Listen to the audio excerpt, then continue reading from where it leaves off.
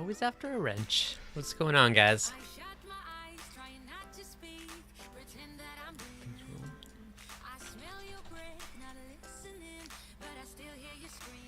We're live, and today we're going to be talking about pH.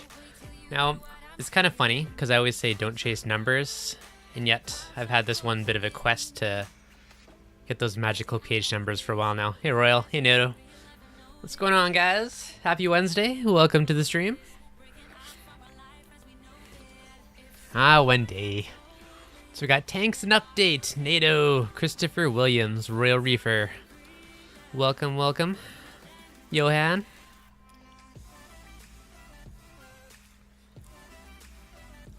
No new jobs. No mass for now. Yes. So how are you guys doing today? What's new and exciting out there? So, ever since I had a calcium reactor and realized that my pH was like never above 8, I've had this side quest of raising my pH.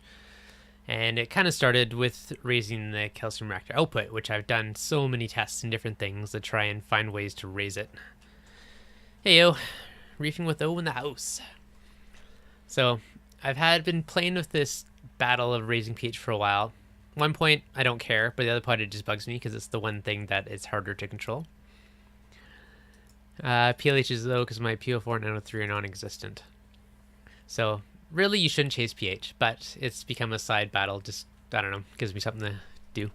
So I've been working on raising pH for a while now. Starting with the calcium reactor, I've done everything from adding a second chamber, like I made a DIY canister filter, and I filled it full of crushed media, and that raised it a little bit. Next step was adding an effluent line, and same thing, so that adding the drip cup, that helped a little bit. But the biggest thing that made a difference for me was adding an air stone in that, so that helped with the calcium reactor. Now currently I'm back to dosing. So a few other things I've tried. I also tried Saltwater, which I think on a smaller tank that would work very well. However, on a larger tank, it couldn't keep up. So I built a calc reactor. So this was fully saturated calc. I pulled from an ATO reservoir, and I would use a dosing pump to push water through it. I believe that's how I had it set up. But what that would happen is, in order for me to see a beneficial boost, I had to drip more than my tank was evaporating. So the water level of my sump would slowly rise. So that became a bit of an issue. So that's one thing that I kind of struggled with for a little while there. And what's going on, Engineering Aquariums? Hey, Hambone. I'll drop the link in just 2 secs there, guys. So that's been kind of my main battle for the last little while. And then recently, I decided, well, because it's been summer and nice, I'm leaving windows open. And that's been a boost in my pH. Now, the only kind of downfall is we've had a lot of fires around here lately. So I pretty much live in like the valley of smoke the last little while, which has been kind of killing it a bit. Quick question. Okay, Christopher Williams, do you have a video on how you change over your reactor to an effluent second chamber? I'll take a look. I did make a bunch of calcium reactor videos at some point. If not, I can probably make one. It's in a box in my shed. But I can film something on it. Remind me about that one later, Chris, and I'll see what I can do for you. Alright, so I will drop the link for whoever wants to join me in the chat. But so, my latest adventure, I finally decided to try and find a way to get some outside air into my skimmer. And when I did that the other day, so it's severely undersized. I mean, I should probably have like a 1/2 inch or bigger line. I have a 1/4 inch RO line, so it's only 4 to 6 millimeters, that little tube running. It's probably 15 feet, so I'm most definitely pushing it to get it in there. However, I saw like an almost instant boost in it, so there definitely is some promise there. Now today, it's a bit on the lower side, but it's also extremely smoky and socked in, so that doesn't really help. Ask if the promo code still works for the jelly tank. Give it a whirl. Hopefully it does. Let me know. And if you add it to your cart and it doesn't work, I'll see if I can hopefully get that extended or reactivated. So definitely give that a whirl if you want to give it a try. I actually did ask them about that the other day, but I don't know if they fully got back to me on it. So let me ping somebody I know there and see. What's going on? We got Narcosis and Reefing with him in the chat. So, hey. for you. ever dosed CO2 with Kalkwasser? I have not. Well, I've done Kalkwasser with a CO2 reactor, but I haven't dosed CO2 directly. Okay, okay. What are you thinking? Something that I was thinking is that Kalkwasser eats CO2 and turns that into bicarbonate, which is alkalinity. Mm-hmm. So if you were to dose carbon dioxide, which is CO2, into the calc reactor, it would double the efficiency of the alkalinity that you would get from Kalkwasser. Interesting. Maybe? I don't know. Might be worth a try. Do you have a CO2 tank? You should test it. I'd be curious. I actually do have a CO2 tank, and I've something that I have tried in the past was ran a calc reactor or a calcium reactor Mm-hmm. while dosing Kalkwasser, and it seemed to raise up my alkalinity even higher. Huh, interesting. Now, So if it that'll be the next thing I try. did make it more effective, that could be promising. But yeah, the biggest issue for me when I was doing Kalkwasser, I didn't want to do the top off because then it's not really predictable or reliable. So that's why I built a calc reactor. So it's basically a big 1 gallon jar, which had a bunch of calc powder in the bottom, and I had a little motorized arm and acrylic rod that's acrylic or Narcosis volume's always low, but it's spun and mixed around the bottom every hour, couple hours, and then it would just push water into the bottom and overflow at the top. So that did work pretty well, but it just couldn't keep up with the demand in my tank. So that's why it kind of failed. Like my sump level is just rising from dripping it too much. I see, yeah. Yep. What I do with it right now is I just drip it, but when I do reach the max limit, I'm going to try that with carbon dioxide. Okay, let us know on that. I'm super curious. It'll be a while. Mm-hmm. That's why your elk was high. No, okay. I'm curious about that experiment too, Narcosis. If I'd be really interested in. Well, basically, people kind of do it with using vinegar, but I don't know if anybody tried to use carbon dioxide. Well, I've used vinegar before. When I maxed out the potency of Kalkwasser, I've added vinegar to kind of, get Kalkwasser saturated past the, I forgot what is it, 2 teaspoons per gallon. Mm-hmm. So I'm familiar with using vinegar, but I'm just interested in the CO2. That's interesting. My thought is maybe it's because you were using a Kalkwasser at a calcium reactor while your alk rose, but if CO2 really does work, I'd be really interested in that. You should make a video about that, Narcosis. I would really want to watch that. Yeah, me too. Well, I vote you do it. Yeah. Well, basically what they were doing was kind of like reacting off of each other, because my calcium reactor was already given the max that it can give, and it was also dosing carbon dioxide to the tank, and that was helping the Kalkwasser with that carbon dioxide in the tank for it to be able to eat more carbon dioxide to raise the alkalinity, In my short reefing career, the two things that window, as Dev said, windows always helps. Yeah. And I live in an apartment which the windows got replaced a couple of years ago. Where now, it's pretty tight in here. So, I have pH issues. So even I have a fan by the window, just leaving the window cracked and letting it suck some outside air in has made a difference. But since I knew winter was coming, the two things that window, as Dev said, windows always helps. Oh, sorry about that little double thing. Okay, so just out of my dinky little 1/4-inch line, which is like 4 to 6 millimeters. So it's at the end of the day, you're really not getting a ton out of it. But the previous day, it was 7.95 and peaked out at about 8.03. Yesterday, I think it hit 8.09, and that's the highest I've ever had it. So even this like 4 or 5 little millimeter, probably struggling to suck through like 15 feet of line, made a decent difference on mine. Now today it's been on the lower side, like it's 7.95, 7.97, so it hasn't really broke 8, but it's extremely smoky outside, so that's kind of what I'm blaming it on. But I'm really curious to see how this works once it clears up and it's back to normal outside. I've used the BRS CO2 media, and that worked well for me. Yeah. It's just that with my CO2, with my apartment being saturated and very little outside, everything is kind of sealed up in here. The media, I went through the media too quickly, so it wasn't a good long-term solution. Then I ran hose where I pulled in outside air, and that's a better long-term solution. In fact, that's one of the reasons I upgraded my skimmer, because the Vertex pulls more air. Yeah. I saw a guy where he had like a airflow meter where he tested the airflow for a couple different I think you remember when I was trying to narrow down my choices, and I narrowed it down to the Nios versus the Vertex. And one of the reasons I went with the Vertex was because someone ran a test, and consistently the Vertex came out with so now I pull probably 10 feet from my skimmer to outside air. So that's what I do, and I keep my pH above 8 with that.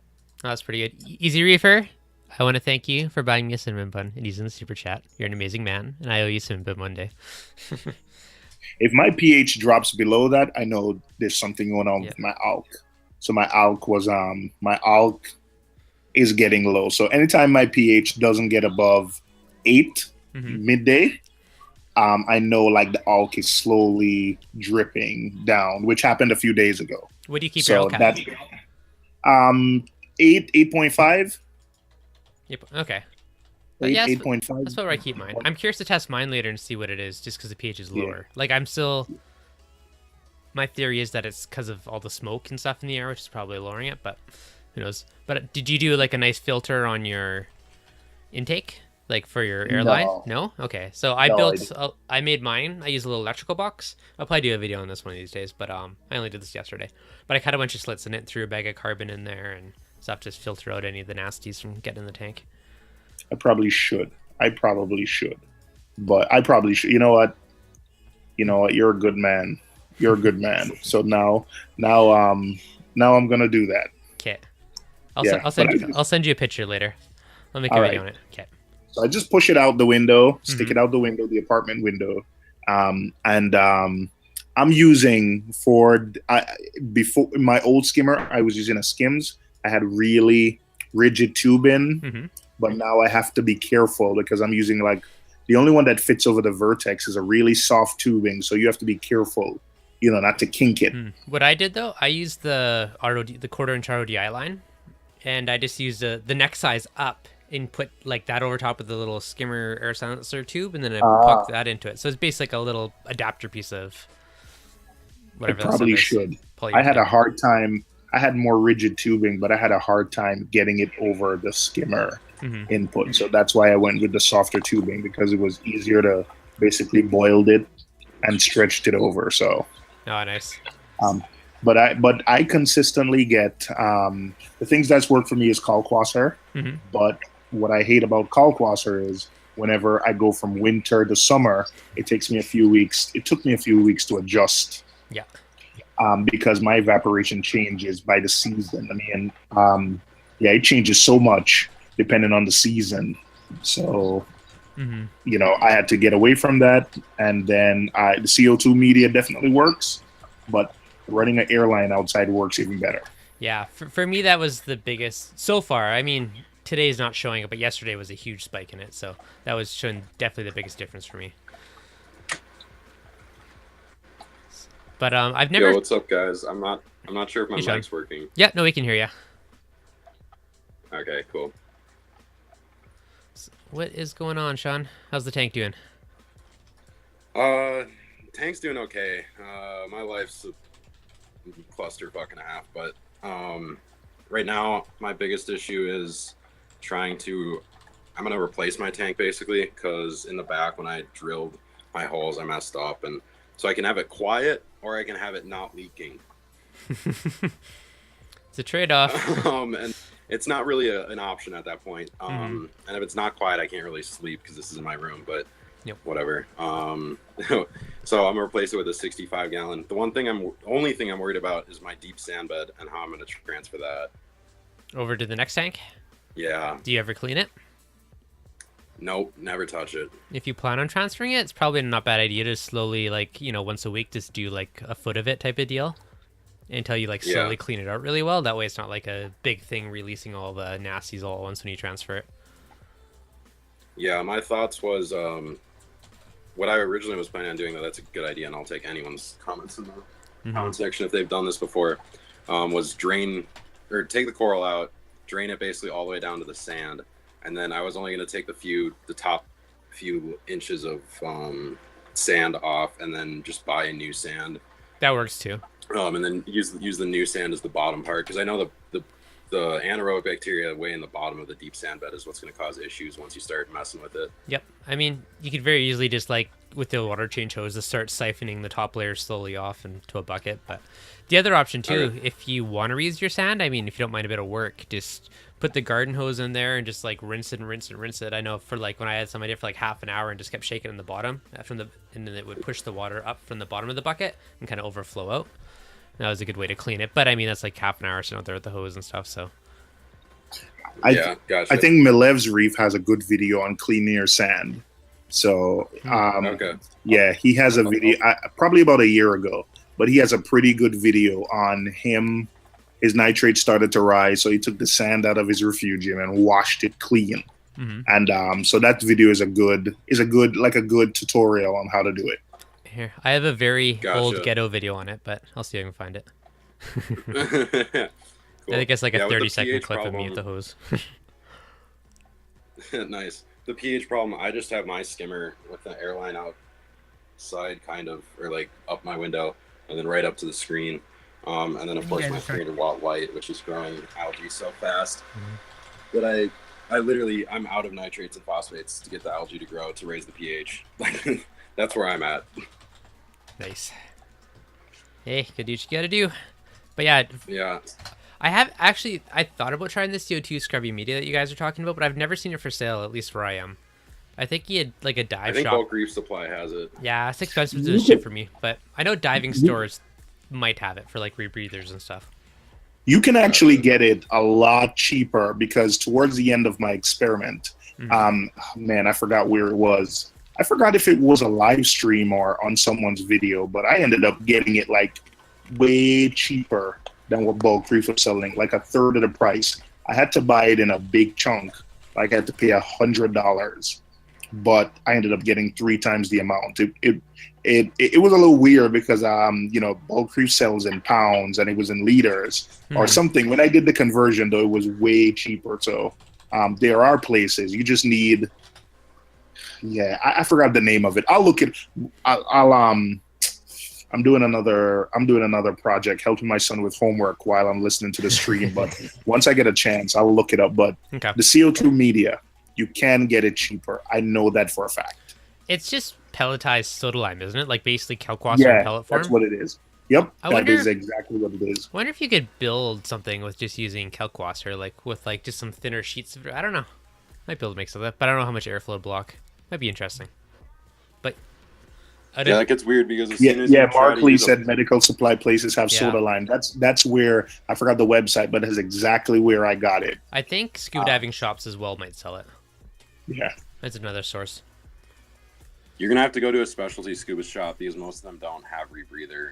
Yeah, I asked the local ones. They told me to look at the Vancouver shops, which are like a couple hours away from me. So yeah. Yeah, but it works well. It works well. It's just that it was just too much. I was thinking of doing like a soda lime. I was thinking of doing like a solenoid and have it switch off when the pH is low, but that was too much. I just thought like, hey, I can just run a skimmer line outside, which would be cheaper rather than doing the solenoid. So I spent like $10 on tubing and it worked just as well. So I just sold off the reactor. Nice. You have a window that's close at least. My window's Yeah, the my opposite tank side is of the right next to the room. window. But That's I had nice. to run. I had to run. Run it from the Red Sea tank. The back isn't really fully open, so you know. But I was outside and I noticed the natural gas line that goes into the fireplace behind the insert had like a smidge of a crack in there. So it took me like half an hour to like fish this RO line along the edge of it to behind the fireplace, then wrap it around, and then hide like a little hose through the groove in the brick and pop it out and run along the baseboard. Yeah, it was a bit of an ordeal. But I was questioning if it would do anything because it's such a tiny hose, but so far so good. I mean, it's better than it was without it, so can't complain. Fresherman is asking, why do you need to have your skimmer line outside? Yeah, I run it outside for in my personal experience, I do it to keep my pH up. pH above 8. I just run the air intake line from the skimmer. I actually take off the silencer because you actually pull in more air. Because if the line is going outside, then you don't need. I bought a little connector that so I pulled off the silencer, so you don't need to have the silencer because the air is going outside, and that's also a good way for me to check to make sure everything is working. So I just pull the line in and listen, and you hear that noise. So you know it's working. You know it's not blocked. So you can, if you can buy a little connector from Bulk Reef Supply, and I just or you can connect it directly to the pump, like the Venturi on the pump. Yeah, but you don't need the silencer. I take the silencer off. So I pull in. On mine, because there's 2 holes in the top of my silencer, so the ozone pulls through one side and the other side now pulls from outside. I'm probably choking it for air to an extent by doing this through such long hosing, but I don't know. I just turned the pump up a notch. Skimmers don't use quite as much air as we think they do. I choked off my line with like a little needle valve to see how much air it actually uses before the bubbles started to rise, and I got like half to 3/4 of the way down before it started to actually affect it. That's good to know. Yeah, it'd be kind of. It all depends what skimmer you have. Yeah, that is true. That is very true. I know there's what was I gonna say? I would do bubble scrubbing if I could find an air pump, but like for me, if I just stick an air pump in my sand. In my stand, it would be that my air inside my apartment is saturated with CO2 because my family's breathing all the time. So if I just use an air pump, I'm not actually doing anything because it's the same CO2. It's the same saturated air with CO2 that I'm just pumping into the tank. So if I could find an air pump, if anyone can suggest an air pump where I can connect intake to the tube to the intake line, I made one yesterday. Air in from outside. You made one yesterday. Yes, because there was no option. All right, Dev. So we got to talk then. Yep. So I would definitely do that and just have one cooling from outside because that would help. That would definitely help. The Tom's Aqua Lifter works perfect for that. But does it have an intake? Does it have a tube on the intake? It doesn't pump very much air though. I know it doesn't have very much water. I don't know about air. I haven't tried it. It does. Yeah? So I was thinking about that, and I was like, I felt like the aqua lifter would probably, like putting in line with the skimmer to help it suck in more air, but I was feeling like it would probably choke it out more than anything. It would definitely choke out your skimmer. Yeah, so that's why I didn't use it. And I built my Fusion one yesterday where I literally drilled a hole in it and hot glued in a 1/4-inch push connector like using our ODI housing. So I built that, but then it was too loud. Like I was going to put it behind the fireplace in there, but I can hear the hum and it would drive me nuts. So it didn't happen. But then my other thought too was like, is it better to run that line to the skimmer or should I try running it to like the whole bubble scrubbing? But I figure the skimmer is running 24/7, right? Instead of just running the bubbler at night. So it's probably more benefit. Jim has a good suggestion. He says, create an enclosure to hold the air pump. You mean outside the window? That's interesting. Yeah. If I had power outside, totally.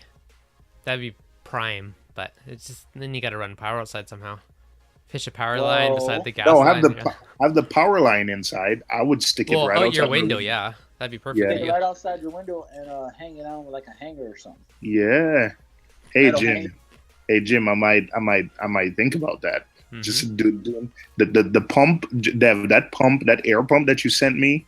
The cord is really short, but if I just use an extension cord and connect it to my controller that way, that works. Then I can I can probably do that. You know, I'm willing to try. I do know that anything I can get to get more outside air into my tank will definitely raise my pH. And I'll tell you, I don't have any scientific evidence to say it, but I can tell that my tank grows faster in the summer because the windows are open, pH is higher. I see faster growth in the summer. No, just get a bigger skimmer. Just get Just get a bigger skimmer. I just did, Narcosis. Did you not watch my video? Nope. All right. Okay. Watch that video. There you go. He's always doing it to me, so I figured I would do it to him once. Hey, payback. I'm just trying to find that photo to fire it off to you. Yeah, I just put outside air draw on mine, and I could tell a difference in pH. Yeah, yesterday it was huge. It was like 0.6 higher than it normally is. Like, it's a huge jump, but then today it was really low. So I'm like, hopefully it's just the smoke. We'll see. Are you Alex, I'm curious, with your water volume, like, what would you, if you wanted to raise your pH, like, what kind of pump would you need to pull air from outside to make a difference? I'm pulling air right now. My skimmer's only pulling air from outside. Oh, can you, when you have some time, can I see how that goes, how that's set up? Yeah, because I was actually going to ask ReefDudes, did you put, or any of you guys doing air filter, or sucking outside air in, did you put filters on that? Yep. To filter the air before you put it in your tank? Yep. I took an electrical box and I cut a bunch of slits in it with the Dremel. And then drilled a hole so that the airline just fit in the top, and then I have a big bag of carbon sitting inside. Okay. Mine is still technically inside. It's just right up against the window on this side of the screen. So my mosquito netting screen, because my window is broken right now, is kind of working like that. Yeah, I made a little DIY carbon intake on mine too, just because in case my neighbor decides to spray a herbicide or pesticide, I'd really like to not suck that into my protein skimmer in my tank. Yeah, so if you can see that. That makes sense. I live next to a fraternity, so we don't care about gardening. So you're pretty safe. They might dump alcohol down at that. Well, they might care about gardening, just, different type of gardening, That's also true. Yeah, if I had a bigger hose, I'd definitely run it 100% through it, but I think I'll be choking it out if I try and fit all of it through that dinky little hose. But it's best I could do without drilling holes. And I'll show you guys what I got going on here. Let's see. All right, there we go. It's too loud in here, let me know. But the outside air drop comes in, it's 1/2-inch packs. And this is my carbon filter. Nice. It's just a piece of filter floss on each side, and then it's going in, and then I got it valved in. It's taking the full draw. Nice. That's awesome. I haven't touched this thing or modified it yet, but it's trying a little harder every day. Nice. No, it's good. Thing's a beast. It's looking good though. Wait, how do you tune that? Would you just raise the water volume in the skimmer? So I've been toying with that a little bit. So I've been raising water level a little bit, but then I kind of stopped because I was like, I have no bio load in here. And if I raise the water level up really high, add a bunch of bio load, and I start overflowing it, I'm going to have to undo everything I just... So that'll be ultimately what it is. I'll show you guys my outside air draw here. Sounds good.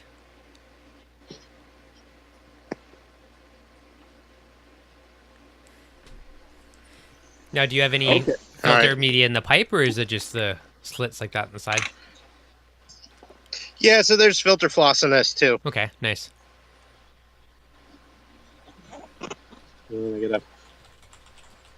Yo, guys, I'm getting killed at school, so I gotta go do some homework. Okay, sounds good. Good luck. Okay. Good luck with everyone. School just started, man. Yeah. Getting killed already? No, school started 2 weeks ago for me. Oh, okay. Oh, all right. I would say that I feel sorry for you, but I just finished good an luck, MBA man. program, so... Oh yeah, then you paid your time, dude. See you around, guys. Yeah. Okay, Yeah, later. good luck, everyone on the chat. Yeah. Have Rookie Reefer doing good work, everyone. Peace. Later, guys.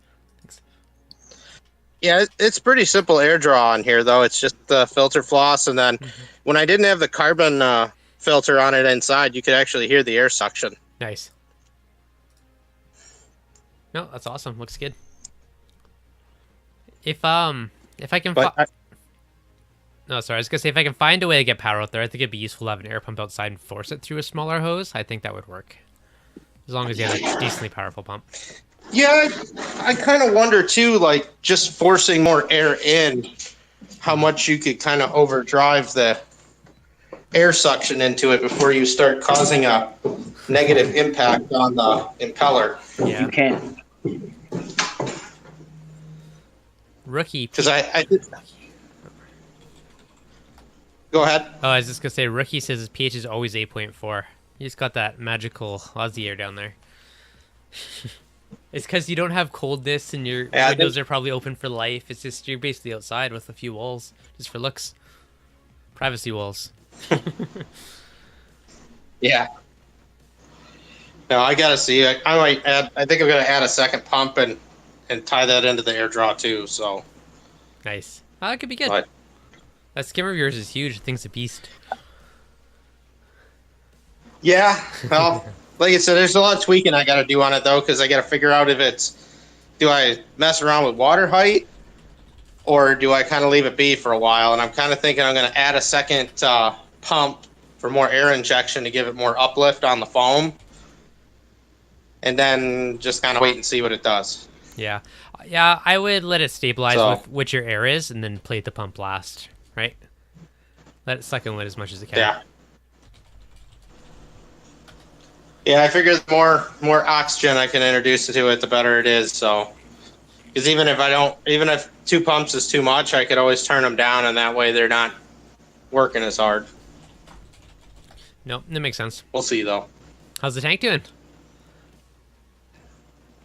It's doing all right. We're getting some algae growth. Yeah. I made a custom needle wheel impeller for that. It's a Jabo 15,000. Oh, you got the 15,000. Nice. Nice. I have a random question for you guys.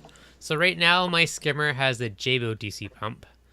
Should I Frankenstein a Vector S1 and make it into a needle wheel pump? You know, I was originally going to go with Vectros for my skimmer. Yep. But I just didn't want to drop that much coin on skimmer pumps right away. Understandable. Because I would have had to get L1s, and that was a little too much. But, I mean, I don't think it would necessarily be a bad thing. I mean, I haven't made it yet, but I'll have a couple DIY needle wheel videos coming out. They're not hard to make. You just made yours with acrylic, right? I kind of vaguely recall you making one. Yeah, I have a piece of one here. I never finished it, and I ran out of parts. But I'm gonna get out of that room so you guys don't have to hear it. But yeah, it's just a acrylic disc that I drilled, and then I got acrylic needles. This one's a single base one, but the one that's running right now is a 2-ply wheel. There's a top and bottom to it. Now, does it make a difference with the top and bottom versus just the bottom? Well, that's one of the things I wanted to experiment with. So that when I make more, because I was gonna make 2, one of each, experiment with them, and then kind of let everybody see the results. But once I ran out of parts for this, I was like, I got to order more acrylic, and I just got it in, so I'm thinking in the next week or 2, I'm probably gonna make more of these. And then if I add a second pump, what I'll do is I'll put each one on and put it in my refuge tank or something, and let everybody see the bubbles. But I mean, I saw a lot of the newer ones seem to have more of a top to them. Whether or not it makes a difference, I don't know. Okay, let me know what you find with that. I'm really interested. I will say I did make the top one, though. I did use 16th-inch acrylic instead of just all 1/8. Okay. So it was a little bit more in the way of needles in it. I've been debating trying to 3D print one, but I still need the pump first to figure out the sizes and stuff. But that was one of my thoughts, is trying to make something. Now, if you got a 3D printer available. Yeah, I do. That makes it easier. Yep. So that was my thoughts, and I could make something in 3D and print it out. So with yours, I noticed you had 2 different sizes of needles on that. Does that make a difference? Don't know. Fair enough. I mean, from what I was seeing, I was watching some videos, just seeing what needle wheel designs are out there on other skimmers, and I saw a couple of them where they were doing kind of more of a bottom and a top with some finer stuff going on, and some of the 3D printed ones seem to have more of like a, they're like a drum of fine mesh. So I was like, yeah, I could kind of emulate that with some really close knit together acrylic rods. So Yeah. I mean, I think it's working pretty good. Nice. Well, yeah, the simple I mean, ones I've seen were enough. sorry, like you just said, it was basically just like a bunch of mesh on it, random, and the other ones have actual wheels. So I don't know what's more efficient. Well, the only reason I didn't go with a regular mesh, because I did think about that, is they do degrade over time compared to something that's made out of regular plastic. That's one thing I did read on standard mesh wheels. And I was like, well, I almost was going to make one, but my hard part was how do I attach it to the impeller shaft securely, whereas the acrylic was a little easier to do. Yep. No, that makes sense. Ah, you got. Yeah, I think the big thing would be is how does the impeller attach to the shaft on the Vectra pumps? I don't know if it's like a slip-on replaceable impeller or if it's like pressed on. Yeah, I have no idea yet. I have the M1, but I haven't actually opened it up and cleaned it yet. I should do that just to see. I'm assuming the S1 Yeah, will be because similar. the J-bow, the impeller is pressed on, and it's a ceramic shaft, so you have to be very delicate when you hammer it off. Yeah. So you don't shatter the shaft. Be an expensive mistake, eh? Yeah, that'll be an expensive one because, as far as I could tell, you can't buy replacement impeller shafts. You got to buy a new pump. Oh no, I'm sure it'll happen eventually, or replacements. But so on your tank, because you're in the basement, when you added that outside air draw, did it make a big difference on your tank?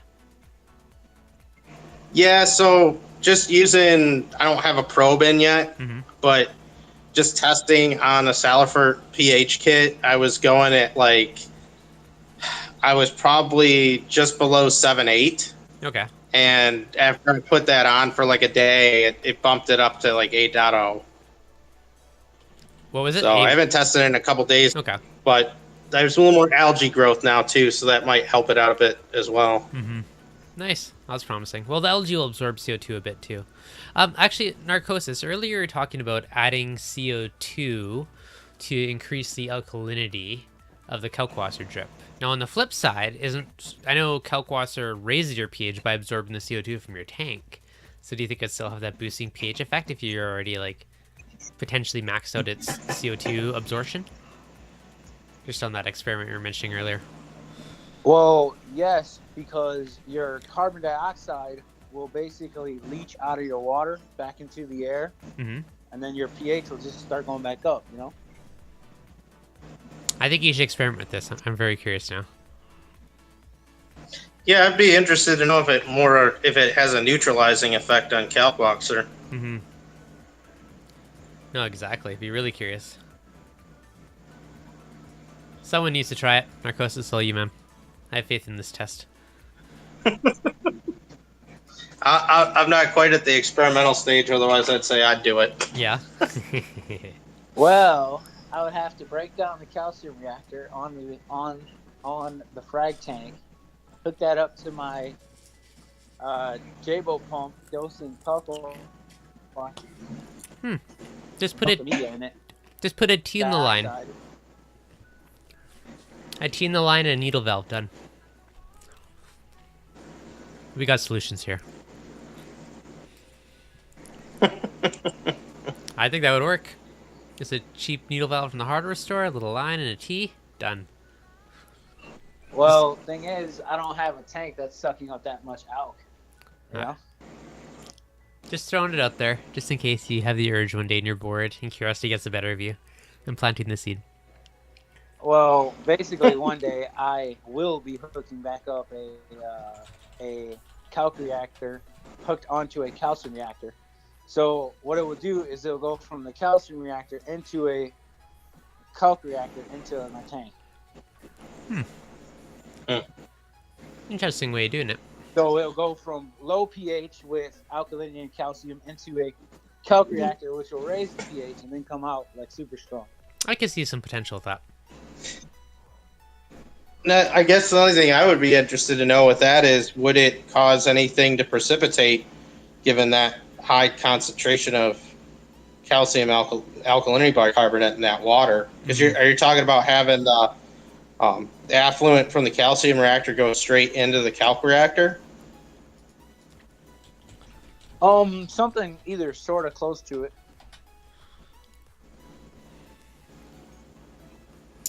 So it would. Yeah, I'd just be interested to know if it caused precipitation. It might. You could drip them both in the same cup, and it would just mean your effluent would likely be higher. But it's interesting. That, or have the calc being dripped into the second chamber, Mm-hmm. and then coming out. I wonder if they just both. I wonder if they just both went to the same drip clip. If it would negate each other at all, or I don't know.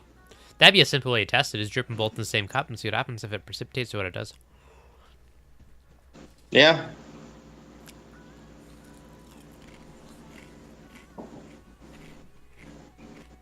Sounds like a solid test to me. I would totally do it, but my calcium reactor's in the shed right now. Sounds like something for the future. Yep, a one-day test. The problem is if I put the calcium reactor back on, I lose my frag section in my sump. Struggles. Then the tank doesn't look as pretty because it's full of frags. Can't you put it on the outside? Yeah. In theory, I could, but there's no really nice place to hide it. I'm trying to keep everything contained and not taking over the living room. I was gonna say, you got a nice clean look going on there. Yeah, I gotta keep her clean. Gotta keep the lady happy.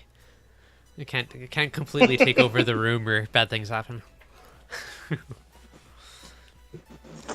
Yeah, but see, my wife made the mistake of saying, I don't care what you do, so. Oh, that's free range right there. I figure. Yeah, her mistake, not mine. Yeah. As long as I keep it looking nice and classy, then it should be good. So, I make sure everything looks super, I don't know. I like the clean look anyways, so it's a good excuse for it. Oh, yes. So, I'm trying to think what else. I've never tried the CO2 scrubbing media. Kalkwaster is great for smaller tanks. I question on bigger tanks, just from my own experience. I mean, yeah, the CO2 scrubber stuff, I mean, I see that being interesting, but at the same time, it's like, that seems like that can get awful expensive awful quick. Yeah, to me, it's too expensive. I mean, $15-20 a month adds up if you're replacing that media all the time. I'd almost... Well, I wonder, I've never really looked, but... how much it cost him for 1 month. I think it was like $150 for 1 month for him. Yeah, that's brutal. That was not worth it. See, I just wonder if there's another way, like, if they make, like, just CO2 scrubbers for, like, just your space. Well, actually... Not something that's specific like that. Because, I mean, I know they make them. I just have no idea what they cost or where to get them. Well, so what I'm super curious now is... So the CO2 scrubbing pellets is basically Kalkwaster pellets, right? It's essentially what it is, as far as I know. Soda lime. Yeah, soda lime, same thing. So, could you somehow make one out of just using Kalkwaster that's cheap and available? Like, I wonder if you could make one and just have a bunch of thin layers of it. Like, I don't know. I'm kind of curious if I could make something. Like, I have a 5-pound box of Kalkwaster in my shed, so I'm like, what can I make with this? So, may or may not work, but might be an experiment. Well, I mean, as long as you... I mean, if you could do something with, like, some kind of fine filter floss, because I don't know how well air penetrates. Yeah, that's the Kalkwaster. Yeah, that's the big issue, right? Because it's so fine powder, it kind of stack and layer up. That's why the pellets. You need like one of those little pellet making machines. That sounds like too much effort, then, though. But I wonder too, even if you had it like in a box and there's airflow over it Mm-hmm. in a fairly thin layer below, if that would be enough to pull anything. Maybe. Yeah. No idea. Interesting though. I don't know. Something that I think about is maybe like making like kalkwasser and like a water solution, you know, like you're about to drip it, Mm-hmm. and then like take a sponge and like dip it in there and then like let it dry out, you know, so it'll have like kalkwasser precipitate in it or something, and then like put a sponge in a reactor. You just gave me another idea. I don't know if this worked, but do you know in a bubble counter how the air flows through the liquid? Mm-hmm. I wonder if you bubbled it up through like a chamber of kalkwasser, if that would absorb it on the way up. And then by the time it got to the top, I don't know. I was kind of thinking the same thing. If you forced air through it, yeah, how would it penetrate through? I mean, it would honestly, it would have to come up and out of it, because the air pressure would drive the air out of there. Mm-hmm. I guess it would just be a matter of, does it turn it into a superfine dust that's floating around everywhere? Well, no, but what if you did it through kalkwasser water? I don't know how much absorb. Like if you pumped air through like an air bubbler, like for bubbling, and all those fine bubbles, by the time it got to the top, it'd still have to force its way out. But would it react enough in that couple seconds of lift time? I don't know. All these crazy ideas. You're talking about doing it. You're talking about doing it while it's in a solution, then. Think of a giant bubble counter. Yeah. I don't know. Yeah. See, I was thinking a little different lines, along the lines of like keeping it in a powder form and forcing air through it from the bottom. Mm. Yeah, I don't know. Be interesting. At a low volume. The biggest question is, will it have enough of a difference to justify all this effort and work? Yeah, that is the big question there. Mm-hmm. It's interesting just to see what happens, but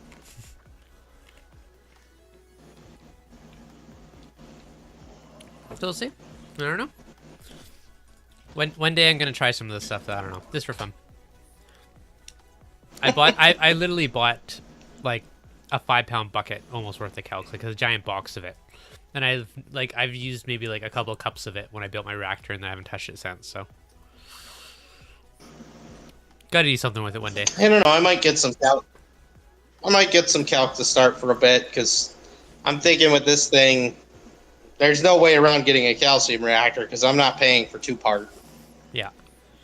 I think the amount of 2-part I'd have to spend money on every year, I could buy 3 calcium reactors.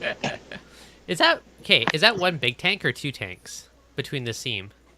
It is one big system that is 1,600 gallons. Nice.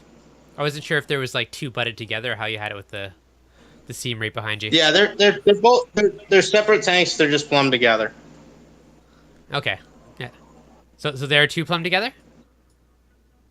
Yeah, okay. They are. It's all one system. Okay, yeah, no, I thought it was one system. I was just checking though. I wasn't sure if that's part of the seam was because they were connecting them or how that worked. What are you using for lights, Alex? So right now the fish only maybe reef tank in the future has got 3 AI Vega colors on it, and the reef tank I haven't decided yet. Yeah. Okay. Are you going metal? There's a no. I really debated back and forth on halide. I've done them in the past. The problem is one, there's every year it seems they're manufacturing fewer and fewer of the ballasts and the bulb types, and LEDs just come such a long way. I can't look away from LED. It's really is hard to beat. And I think that's the way I'm gonna go with. Yeah. Or do the magic blend of LEDs in the middle and do like a T5 strip or 2 just for fill on the front and back and call it a day. Or all LEDs. Yeah, and that's the thing too, is I'm keeping my options open on it. I hate bulb replacements. I did them for too many years. Yeah. But I'm thinking right now there's a few contenders. I might go with an SB Reef light. I might go with Radions. I've looked at Ocean Revives. I'm kind of all over the place right now. Mm-hmm. Yeah. So, but I could suspend the lights up to 2 feet off the water, so I can get spread. That's not going to be the problem. Yeah. No, that's definitely nice. It's nice that's enclosed too, so you can even crank them up and raise the height, and it doesn't matter because it's not going to be loud because it's behind a wall. Yeah, Yep, definitely that's the big thing. because that's what I ran when I ran LEDs. Because I had a 24-inch canopy, which I actually still have, but I don't have it on the tank because it can't fit. But when like your lights are like way up there, you can like crank them up even more, and you can actually see better brighter colors than just staring at blue all day. I got plenty of room, so I mean, I think these 3 AI Vega colors light this tank up pretty good. So, What do you got on there for flow? huh? What do you got on there for flow? Just a couple gyres? They're AI Vega. They're colors. No. Flow. I had them on my last reef tank. For water movement. Wave pumps. Oh, wave movers? Nothing yet.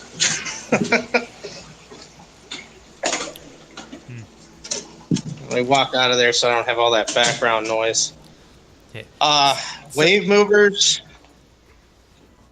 Was that the question? Yeah, wave pumps, yep. So I am thinking I am going to do 2 gyre 250s on the 480 That's it? to start. You don't need more than that. Well, I mean, that's, Maybe let's not. see, You those can get put out away. about... They move surprisingly a lot of water. Yeah, they do, but Well, that's just it. you got 2 gyres at the top, one on each side. Now your whole bottom and your back corners are all just dead spots. Well, part of it is, though, too, is that I kind of have a strategy for coral placement. Okay. And I'm going to put 2 gyres on one side and let them blast over to the other side because... Let me just go back this way here so you can see. This is all going to be SPS, so I want this to get the crap kicked out of it with flow. This is going to be more LPS, and I don't want heavy flow. So if I keep a nice heavy flow up here, let it start to tumble around, and then maybe a couple more pumps in the back pushing forward. That should work. That should get most of this. And I'm going to start with 2 there. This tank, I think I want to try those, the Rossmont mover pumps, the waver movers, the AC ones, the control. Nice. Well, thank you. But I don't know. I'm interested in those controllable AC pumps. I think they're kind of interesting because even though this is going to be mostly fish, I still want heavy water flow in here to keep them active. Oh yeah, like especially like the bigger tanks and stuff. They love the spin and that flow. Clown tanks love it too. No, definitely. Yeah, my bigger fish are always playing in the flow. They love it. The trigger and hippo tangs, they're constantly running through it and playing in it. I'm still a little surprised at the behavior of these 3 little orange-tailed damsels I tossed in, though, because I did not expect them to be getting along quite as nicely as they do. So far, so good? Well, they got lots of space, too, in there. So well, that's a huge thing. Well, what gets me is, like, I don't know, because they'll actually kind of, school together a little bit. Just take a third of the tank each and be like, don't come in my spot. Wait till you had more fish. They're already like, this is my zone. Yeah, well, they're going to be like, holy crap, that thing might eat me. Yeah. Get me out of here. If you do want more peaceful damsel, I found the Azure, I think they're called damsels, the yellow belly and tail, not just the tail. And they've been fairly peaceful. Yeah, no big deal. I've had those too. Yep. I don't know. Usually, even these guys, to a certain extent, aren't too bad. The orange tails, but the domino ones and the black and white stripes, no, I will never get those. They are evil. Oh, I've heard that. Well, whatever you do, stay away from a freaking jewel damsel. Those things will eat coral and beat up other fish. Which one is that? Jewel damsel? Huh. I've never seen those before. They look cool. Jewel damsel is like the prime of damsels, but they're mean, man. Yeah, they're kind of like blue polka dots on them. They look neat. Oh, Oh, are you talking about the black ones with the blue dots? Yeah. Mm-hmm. Okay. Yeah, I've never tried one of those before. Usually any of those ones that have more of a black, white, or black pattern in the damsel family seem to be a little more evil for some reason. Okay. But I'm not too worried about these guys Mm-hmm. These are being too aggressive just because of the other stuff that's going to be in here. yeah, these are the guys I like as your damsels. They've been very peaceful. For me, at least, they've been very issue free and laid Yeah. back compared Yeah, to most damsels. Azure is nice. Yeah. Azure damsel, I'll probably get some. Go ahead. Yeah, I'll probably get the yellow tails and the other yellow belly ones, the ones that have a little different body shape than these guys, and a deeper blue. Mm-hmm. Nice. So what's going on? We also got Brian and Johan in here. How are you guys? You've been quiet. Pretty good. Excellent. What's up? Hey. So how are you guys? How's the tanks? How's things? Awesome, actually. Excellent. Yeah, I just hopped in when you guys were talking about the using the Telquasser. Mm-hmm. All right, guys, and, gotta go. Later.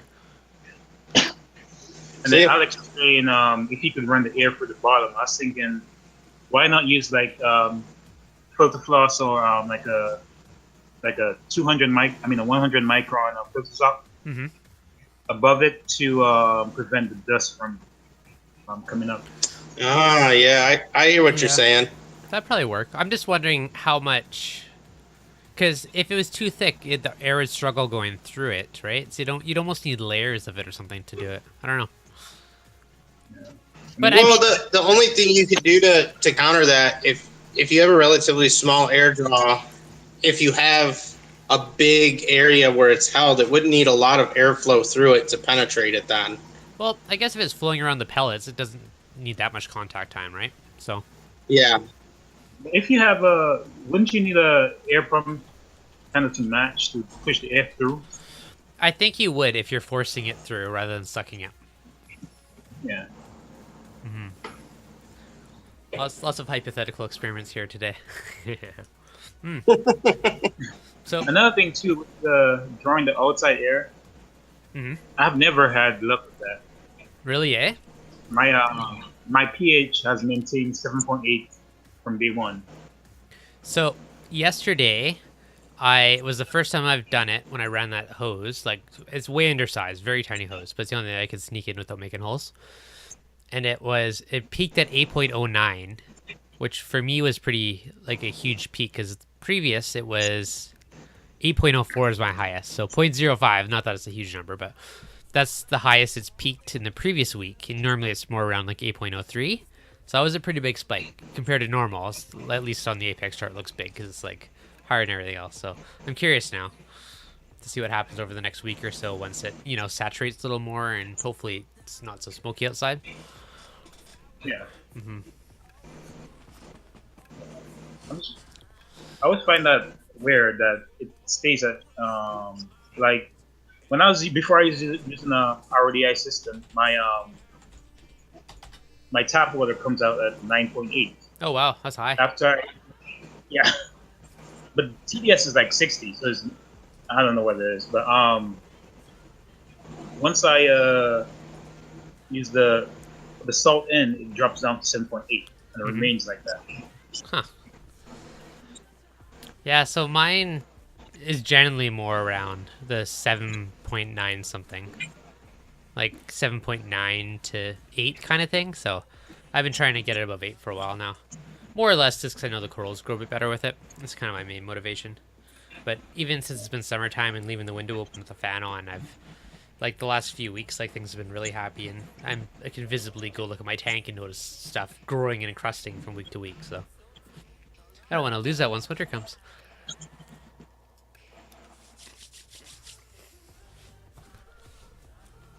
Yeah, I think the only thing that I gotta watch with mine is I'll be interested to see is how much an outside air draw can negatively affect the temperature of your tank in the winter. Well, worst case scenario, your heaters are going to run longer and cost you a little bit more electricity. Man, it won't cost me electricity. It'll just cost me natural gas. Fair enough. Wait, you heat your tank with natural gas? Yeah. Oh, you have like a loop Yeah, system, I don't you? I don't use electricity. You have a loop system, right? Like you're Yeah, running. I yeah, remember this. Okay. Is that through your hot water heater? Yeah, I'm scared of electric heaters. I've never had a bad issue with them, and every time I look at them, I go, my number's up. Now, if you are doing, I'm gonna get nailed by one of these things, and that's. Yeah, one day. So anyone that runs electric heaters, run 2 smaller ones rather than 1 bigger one. Like it's a nice little safety net of one buggers up, it's not going to destroy your tank. Okay, so. Yep. So, I agree. Yeah, I've always done that, and I think it's a good way to do it. It's just safer. How's it going, Asa?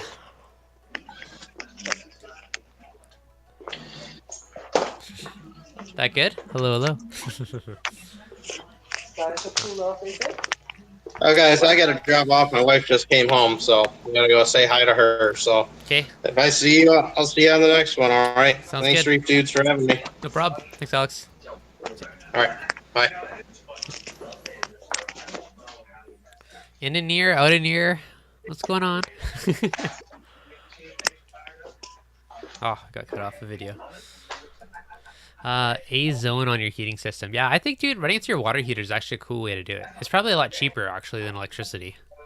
So, might be something if I ever do a giant tank, I'll have to look into doing that. Anything to offset all the costs can make a big difference. I know natural gas is cheap in electricity, so it's a good way to go. Now, the other kind of thing I've been curious about lately is with the ozone.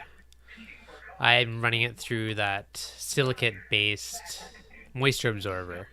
So it's been a few days now, and it's kind of like almost a third of the tube, so it might get used up a little quicker than I'd like.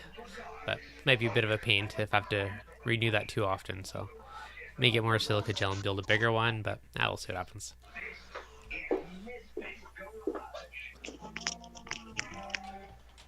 Most heaters are inaccurate and expensive. This is true. But it's one of those necessities that you need in your tank, Mom. So far, so good with the Jagger. Those heaters have been pretty solid for me. I haven't had an issue with one yet. And Cobalt Neotherm. Those two I've had for a while now, and they've been issue-free. So far, so good. Look what I bought.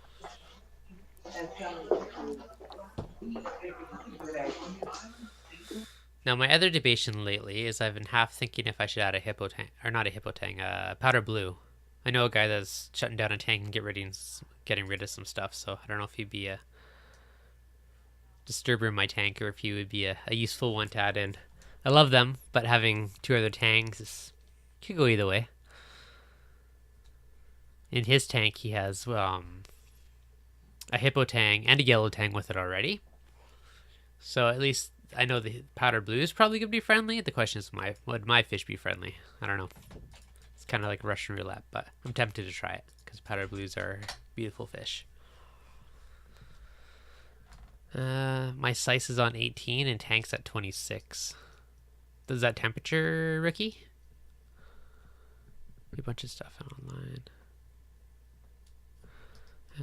Nothing I felt. Into the chat. Italians are cooler than most rookies. Yeah, the size tanks have pumps have been great. I've ran the Secret Silent ones a few times now, and they've been pretty solid. I don't know my nano tanks; those are all the ones I go in. But now I just have DC pumps now. So my goal's been to switch absolutely everything over to DC pumps. Keeps it nice and power efficient. Because I'm sure it's still... I haven't done it yet, but I'm going to put a kilowatt meter on the tank and see what it actually runs. So that part I'm curious. So that's actually a good question. Do any of you guys know how much power your tanks suck in a month? How much does it add to your power bill? Mine sucks about $10. $10 a month? That's not bad. About 10. I'm guessing I'm around 20-ish, but this is a blind guess. I haven't actually... I've roughly calculated it out based on whatever the Apex has said for amps, but I know that's not 100% on the older one, so... I'm at about $80. $80? In the summer, it's a lot more. Yeah. Because of the chiller. Chiller. but that's because electricity is expensive here in New York. We're at 19 cents a kilowatt hour. Wonder what. What do I pay? Hey guys, look at this. I'm finally making some progress on my lights. Oh, and I'm at 15.6 cents. I'm not too far off of you. That is up there. But I'm actually going to throw the kilowatt meter on. I've been thinking about doing that for ages. But looking at the apex, I'm currently drawing 5.2 amps on one power bar and 1.5 amps on the second power bar. But again, I don't know how accurate that is. I've heard it's, roughly there, but not 100%. I may get the new apex soon, so it'll be interesting to see each individual power outlet and how much that's drawing. Okay, so I just checked my bill while we were doing it. It's 21.2 cents per kilowatt hour. Ouch. I think the average for the state is 20.02. Hey. So they have a tier system here. So the first tier is 10 cents, and then the second tier is 15.5 cents. Which, of course, everyone's always in the second tier, but... No, I don't think so. I know it's cheaper at different times of the day, but it's cheaper when my tank stuff is off. I would probably, if I had the time thing, I'd probably adjust my tank to be in the cheaper period, but I don't think. Would you? I don't know. Maybe. I mostly do it to fit, when I'm there. But I mean, the light's on right now. When I'm sitting in the office, I can't see the tank. So. All right, let me see. Let me see what the apex is telling me. Like, all right, so let's see what it's telling me. What my two gyres cost to run per year. Let's see. Okay.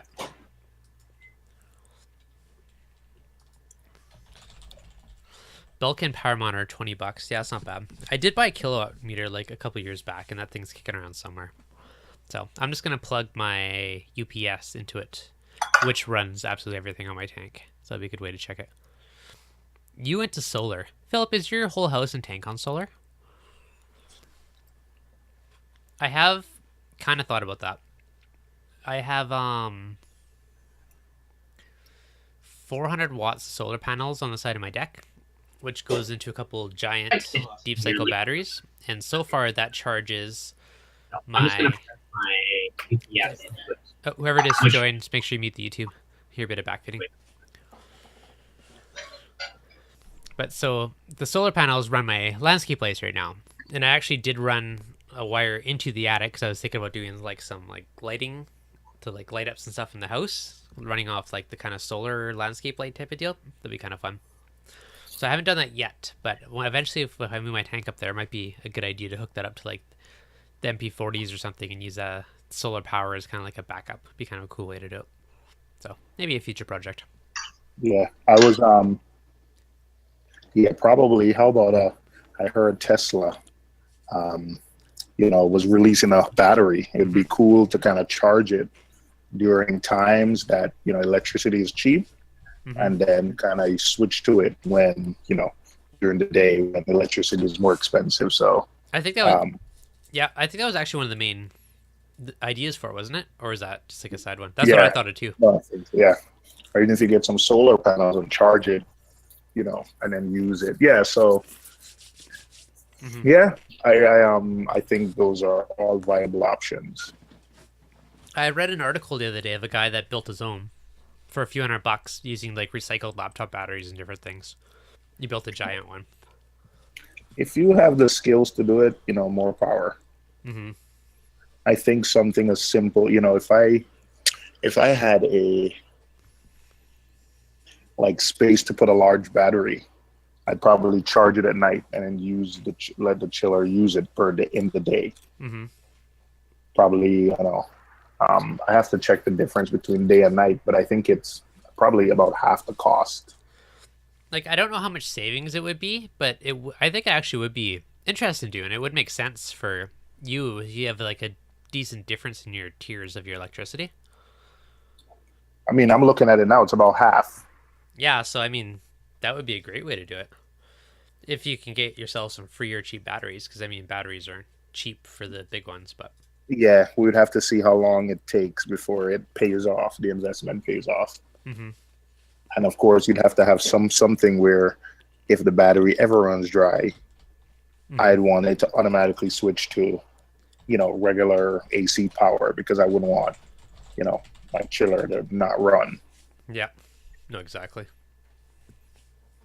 Philip, I'm extremely jealous. It's awesome you run your whole house, everything off solar. So I'm assuming that means a reef tank too. So that's pretty cool. Solar power reef tank. Sounds like a good video. You should do that one. Now, if you're running your whole house tank, everything off solar, I'm assuming that plays a big chunk into when you're buying equipment, picking your LEDs or which equipment you use and how many pumps you use, trying to keep everything down to a fairly low value since it's kind of a constant, always running thing. Yeah, that's one of the reasons, like, halides weren't, I like LEDs. And I try. Yeah. That's why I have a manifold and I don't have separate pumps. Mm-hmm. Try to have single pumps wherever possible. One pump instead of many. No, exactly. And I have a feeling if I do get that new Apex, it's going to be dangerous because I'm going to sit there and monitor like percentages that I run and stuff versus power consumption and like tweak stuff to get that just enough to where it works well type of thing. So that'll be interesting. Yeah. For the first couple months I was, but after a while I didn't. Did you just stop caring or did you something else? I didn't. Yeah, I think I not stopped caring. What I do realize though is, it does send me alerts. I remember once I think it was Rico's stream, I kind of freaked out a little bit. Mm-hmm. But it turns out something in basically the Apex was telling me like I'm not pulling the same amount of power from the wall. And after I spoke to a friend of mine, he said hi during times of high demand, which it was the hottest day of the year. Yeah. He said they sometimes drop I'm not sure I'm using the right terms here, but he said they'll drop the voltage or whatever you're pulling from the wall, it'll drop a little bit. Okay. That's when the Apex notified me and said something's wrong. And that's cool. It told you that. So okay. Mm-hmm. So you had the classic before you got the 2016 Apex, right? Yep. Yep. Now, what was your motivation to upgrade it? So I wanted to get the salinity monitoring. Mm-hmm. I needed the VDM. No, I had a light. I had a light, which was something old that didn't sell anymore. But I needed variable speed dimming. Mm-hmm. I needed salinity. I needed to replace my pH probe anyway because it was old.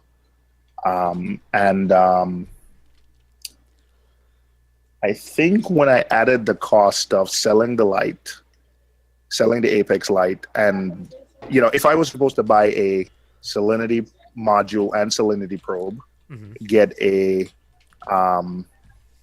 variable VDM module, mm-hmm. and get a couple other things, I was really close. If I sold my old Apex, I was really close. The prices was like maybe $200 or a little over that difference.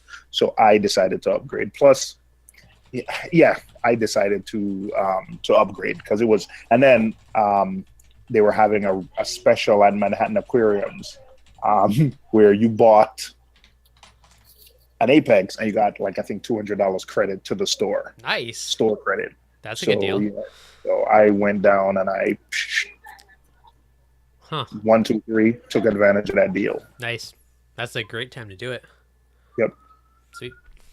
Yeah. So So that's why I upgraded. mm-hmm. Oh, and at the time I was using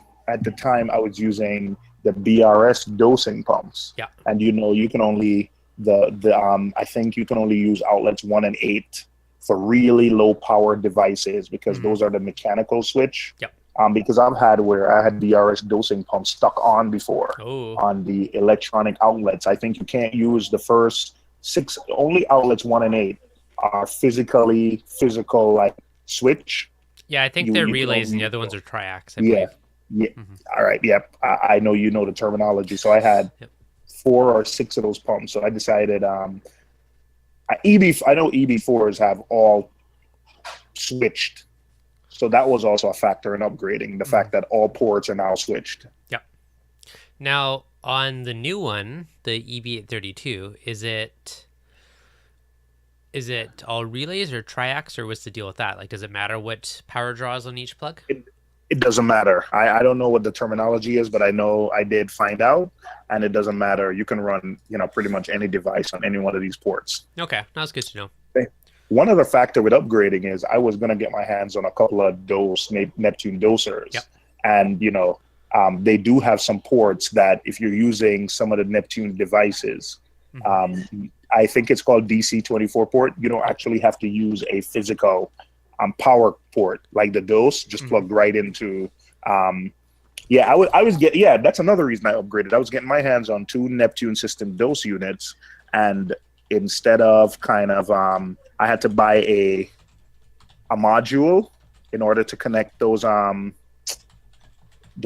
ports, whatever the proprietary ports that Neptune uses. So that was a factor, because by buying The DC24, the new whatever 2016 there. Apex Yep. and having an EB832, I got 2 of those ports. So that stopped me from buying another Neptune Systems module. Okay, so you get 2 of those DC24 ports on it. 2 DC24 and 2 of another one. I think you get Okay.